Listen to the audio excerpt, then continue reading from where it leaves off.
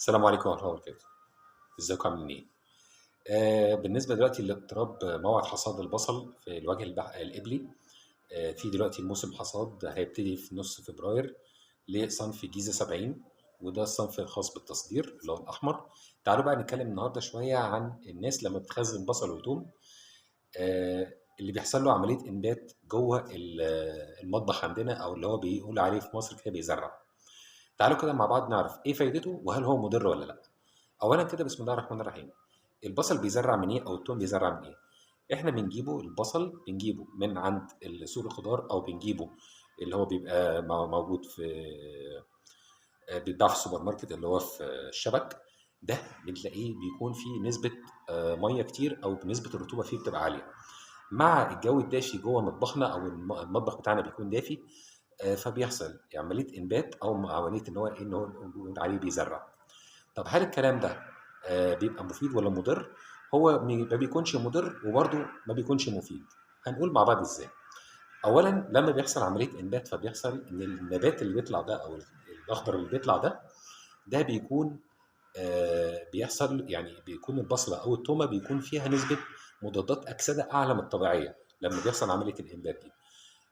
فدي احنا يعني بنقول مش هنقول انها مضره قوي، ومش هنقول انها مفيده قوي. ازاي؟ اولا الانبات ده بيحصل نتيجه ان البصلايه بتبقى في الارض، ده الطبيعي. لكن دلوقتي هي بره الارض، فبيحصل ايه؟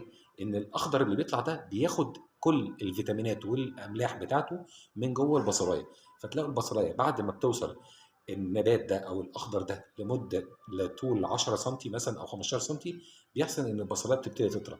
وساعتها بتبقى غير صالحه، لان كل الفيتامينات والاملاح اللي فيها كلها راحت للاخضر اللي بره ده.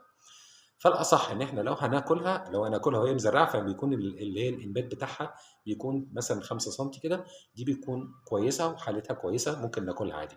لكن لو زاد اكتر من كده بتبقى البصله من غير فايده.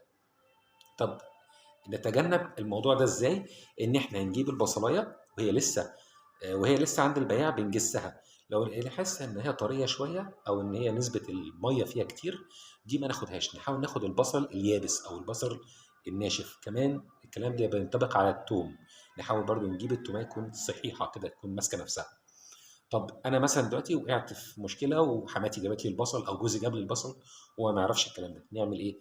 هنجيب ولاعه، وهنيجي على العروش بتاعه البصل او الجذور بتاعه البصل او الثوم، ونحرقها بالولاعه. لو حرقناها بالولاعه هيحصل عمليه تاخير لعمليه الانبات شويه، فنقدر نستفيد بالبصل لاطول فتره ممكنه. او في الحاله دي نحاول ان احنا ننشره في البلكونه بتاعتنا، او ننشره في حته تكون فيها درجة الحرارة تكون فيها مش شديدة، عشان نحصل ان احنا نعمل زي عملية ان احنا بنجفف البصل والثوم، فما يحصلش له عملية انبات. اتمنى ان شاء الله يكون الفيديو عجبكم. ما تنسوش تدعمونا باللايك والشير، واشوفكم دايما على خير. مع السلامة.